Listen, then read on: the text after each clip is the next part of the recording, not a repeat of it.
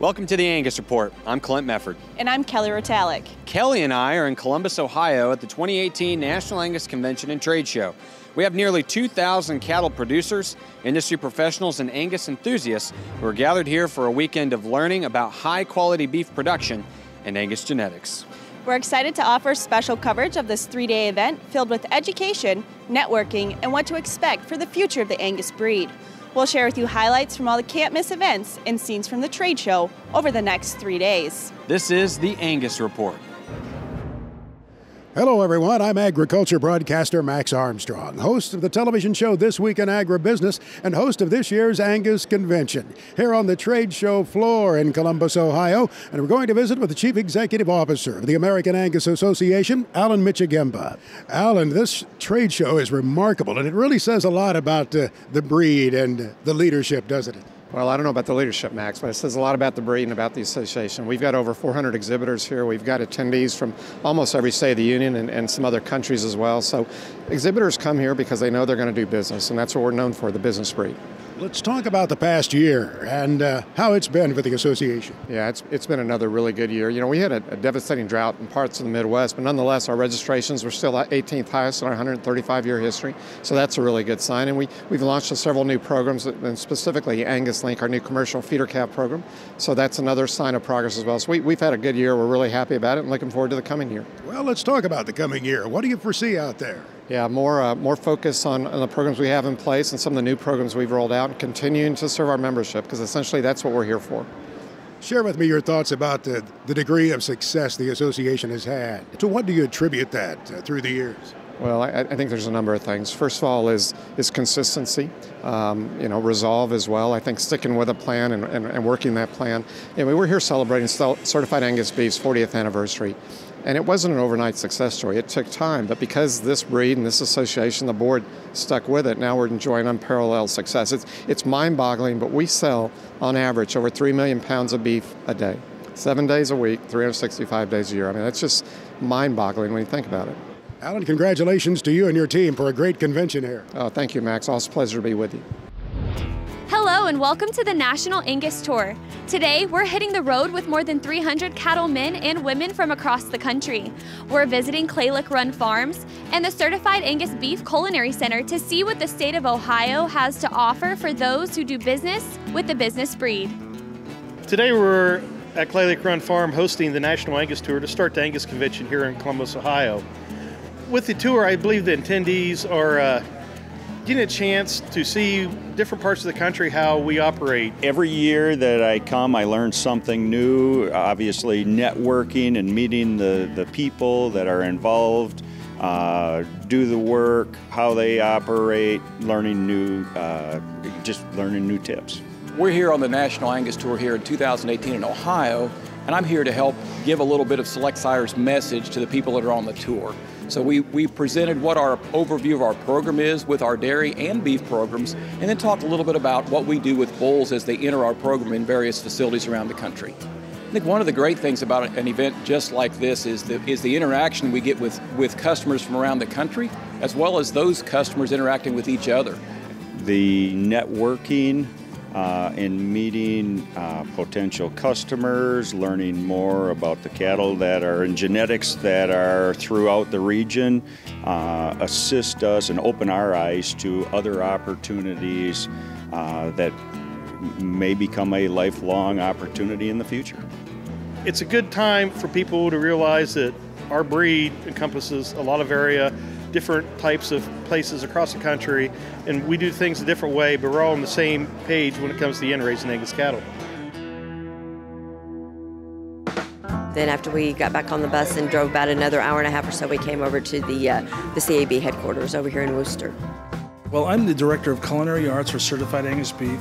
We had 400 Angus ranchers, their families and friends, come to the Certified Angus Beef corporate office in Worcester, Ohio.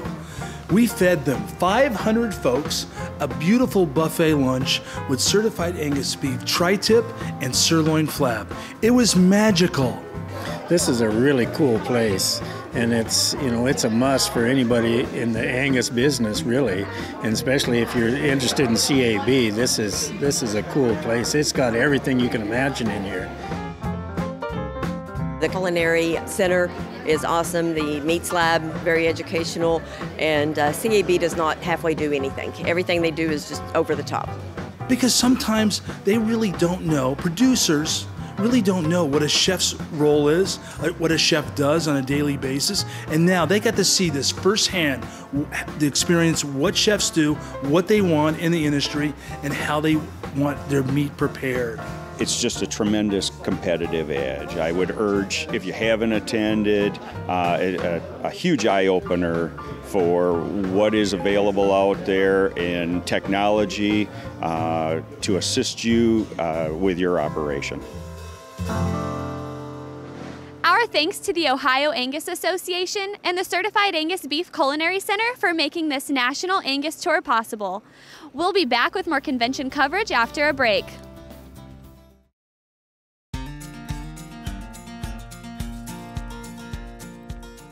Welcome back to the Angus Report and our special coverage of the 2018 Angus Convention.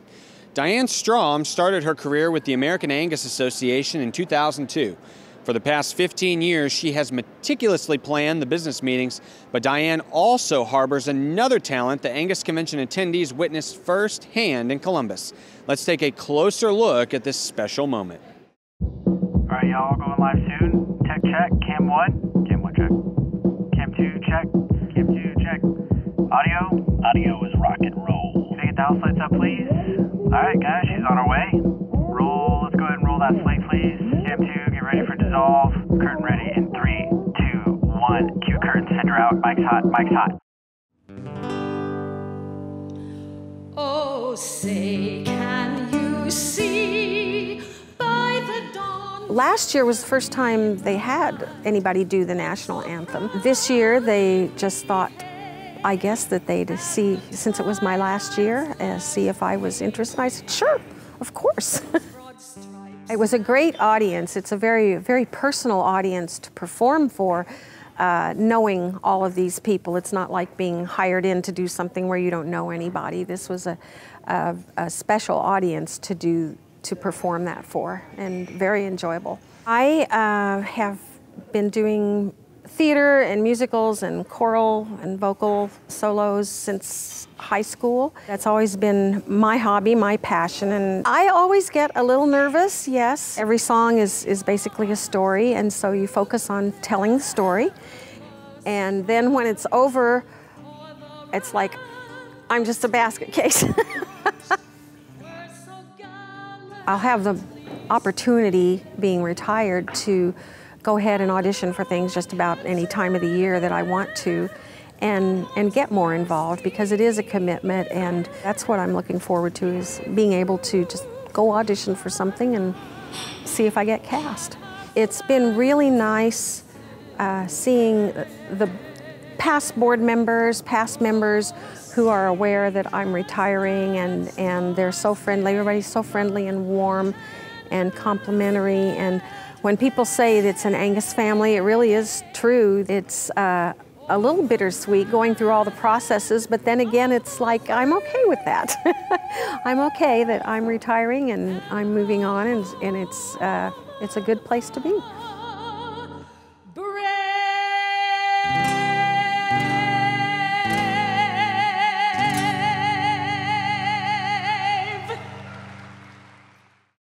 We wish Diane all the best in her retirement. We are so thankful for all she has done for the association during her time with us. Joining me now is Dr. Spencer Wells, who was a featured speaker during the Angus Genomics Symposium. Dr. Wells, thanks for being here. Yeah, great to be here. You had a really great talk that you just gave to us on the main stage. Tell us a little bit about what you talked about and what innovative genomics means, both for the consumer side and from us as a scientific side. Yeah, sure. I talked about my work as a human population geneticist, how we use genetic data to track population migrations over the last several 100,000 years, how we've populated the world. So the science that kind of led to a lot of these consumer genetic tests today. When somebody orders an Ancestry kit or a 23andMe kit, they're often interested in the story of their ancestry. In the Angus industry, we've been using genomic testing since about 2010, and it really started with parentage and in kind of the ancestry industry part of it, but it's really kind of taken on a role of its own. Can you explain to us from a consumer standpoint, I mean, what other information are you getting besides the ancestry component from these DNA tests? Yeah, so we're really getting into the functional side of genomics now. We needed to have relatively large sample sizes to be able to say anything definitive about, this particular genetic variant is associated with a particular trait, a functional trait, whether it's, marbling in the case of cattle, or whether it's something like lactase persistence, the ability to digest milk in humans. So the number of things that we've been able to say functionally has started to increase over the last 6-7 years as the technologies become better and better. And so, now we're contemplating doing studies with millions of people and really getting at the details of a lot of human traits. And I think you're seeing a similar pattern, in the agricultural genomics industry. And so as we as breeders and seed stock suppliers continue to collect DNA samples, obviously we're always uncovering other things, just as I'm sure you are with more and more data that you see. Basically, how do you explain that as far as when we create these patterns in these populations, but then we have a new piece of information that comes in and maybe uncovers something else? I mean, how do you continue to keep the faith in these genomic technologies as they continue to change? Yeah, I mean, the cool thing about getting your genome genotyped or sequenced is that information is never going to change, but our interpretation will become better and better over time. And so, even if you test, say, a cow, a bull today, what we're able to say about that genetic information may be somewhat different in a year or 2 or 3 down the road as we start to learn these new things. And that's certainly true in the case of humans. So, your genome is really kind of an appreciating asset in a sense. It's going to become more valuable over time in terms of what it's going to be able to tell you. So if there is one takeaway from today that you would like our audience to take home, what would that be? I would say, get used to the idea of genetic testing, because I think very soon most people, at least in a country like the United States, will have access to their genetic information, and you'll use it to make decisions. I think it's going to be very empowering. Well, Spencer, thank you so much for being not only with us today on the Angus Report, but just at our convention in general. Appreciate it. It's been great. Thank you. This is the 4th annual Angus Genomics Symposium at the National Angus Convention and Trade Show, and we're thankful for our sponsor, Neogen GeneSeq, for making it possible. When we return, we'll take a look at the strong educational component of the Angus Convention. We'll be right back.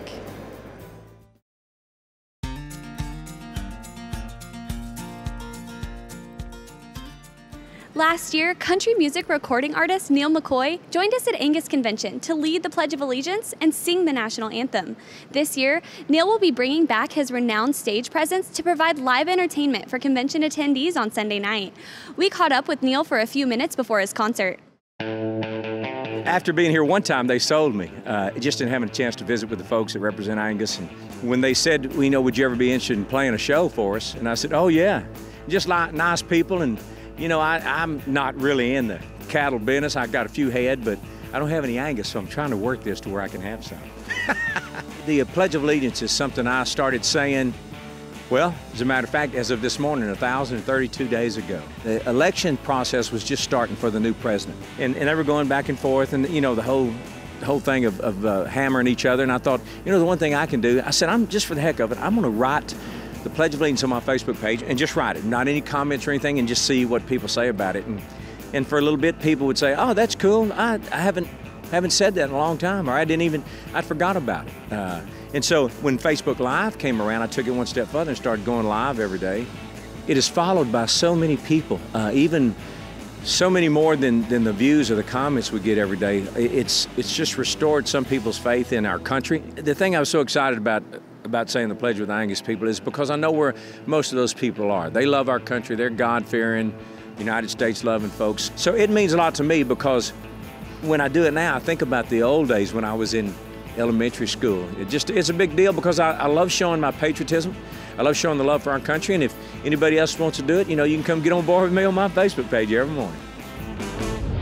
Angus University, sponsored by Merck Animal Health, is an industry-leading education series that informs and inspires cattle producers across the country. This year's keynote speakers for the event include Cameron Brewitt, Corporate Affairs and Sustainability Lead for JBS, and Mark Nooch, Green Beret Commander. I think as an industry, we need to look at sustainability as a pre-competitive issue, whereby we all benefit, that all of our products are viewed as sustainable, as good for the environment, as good for society, as good for communities, rather than trying to compete with one another that my product is more sustainable than yours. Because if we go down that road where we're picking winners and losers in sustainability, ultimately we're poking holes in the boat and the entire boat's going to sink. Sustainability more broadly has to include the economic viability of the producer. It has to include the social impact we have on communities and on the next generation. And then the environmental is another piece of that.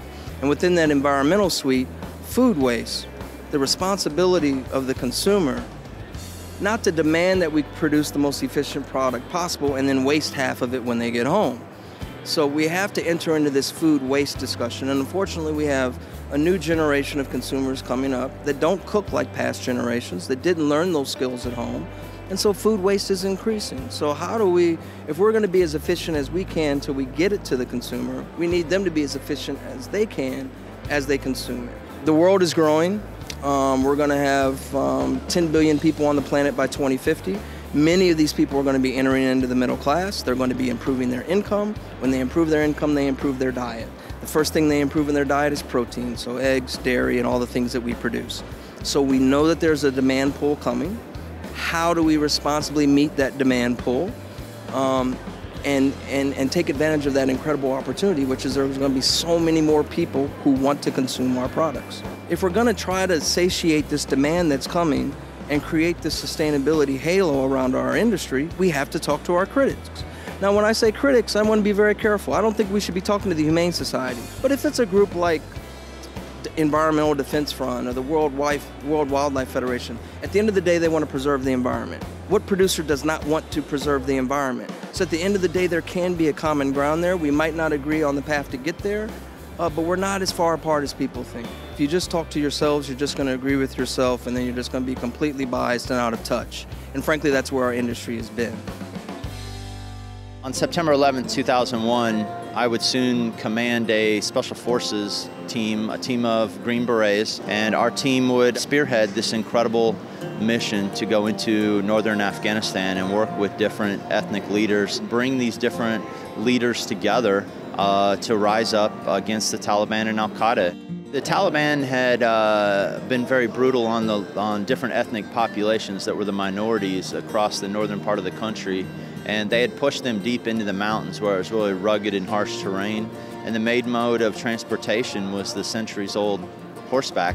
And so surprisingly, my team and the handful of Americans that were there would ride horseback over the next 23 days. It was incredible, humbling that that feature film, 12 Strong, portrays all of my sergeants and I, and we hope that sheds light on some of these other incredible stories that are yet untold to the American public. I hope that will inspire some young men and women to step forth for the tough jobs, whether that's farming and ranching or to join the military. I grew up on a Kansas cattle ranch, rodeo in 2001. The Army was not training any of its special operators how to ride horseback, so that was certainly a surprise and experience. All those lessons in grit and perseverance that were learned on a ranch, paid off. My family still ranches in north central Kansas, and for that, going back to their ranch in the Flint Hills region of Kansas, for me, has always been a re-grounding in between my many deployments overseas. For me, that was just to get back to balance and normal.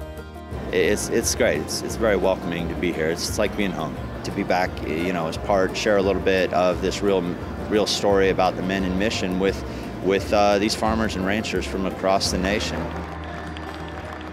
This year marked the 5th anniversary for Angus University to be hosted at the Angus Convention. Thanks to Merck Animal Health for sponsoring one of the most exciting Angus University events we've had yet. Up next, we meet the winners of the grand prize giveaway. Stay with us.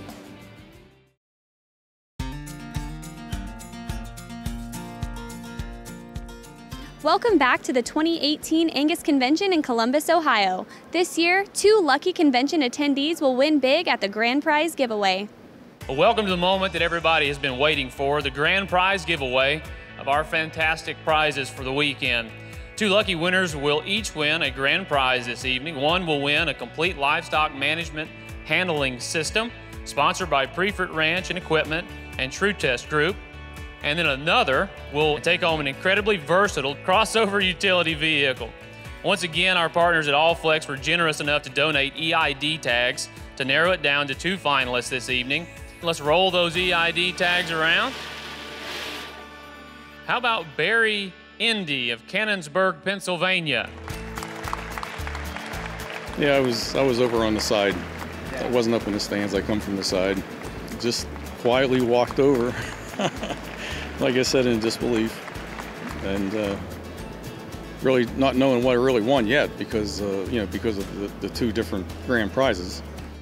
All right, so there are 2 buttons. One will be a winner of the chute system. Decide your fate. Congratulations. Barry Indy is the winner. Lifetime experience here. Won the grand prize. It's pretty awesome. Didn't think I'd ever win anything like this. It'll probably hit me tomorrow. When I told my wife, she was in disbelief. She didn't believe me at first, thought I was joking. The funny thing is here, while standing in line to put basically your name in the hat, I was talking to the guy that won it last year. So it's kind of an omen. Good thing I don't have to haul it home. I didn't bring a truck. So now for our final giveaway on the second prize, our John Deere XUV 835M Gator crossover utility vehicle by our friends at John Deere. All right, we have our first individual here, Miss Teresa Neff. Well, sitting there and being excited for the others that were winning prizes, I thought, oh, I'm happy for them too. And then this final prize was named, and I heard my name, and I'm like, what? Congratulations, she is a winner. Oh my gosh, I won a John Deere Gator. Oh, very exciting. I'm so happy. We will put it to work. We have actually 3 farms, but 2 farms, and there's a road between us, and it will be handy from farm to farm and carrying supplies and whatever, but it will definitely work for us. It will be a good help. Thank you to Prefert, True Test, and John Deere for their sponsorship of this year's grand prize giveaway. Congratulations to our winners. We hope you enjoy putting this new equipment to work on your Angus operations. Thanks for joining us and the other nearly 2,000 cattle producers at this year's National Angus Convention. It's been a terrific weekend here in Columbus, filled with industry-leading education, an interactive trade show, fantastic food, and plenty of fun with our Angus friends and family. To view even more event coverage, go to the newsroom at angus.org. There you'll find news headlines, summaries, speaker presentations, and more. Now the countdown is on for the 2019 Angus Convention in Reno, Nevada. Thanks for joining us.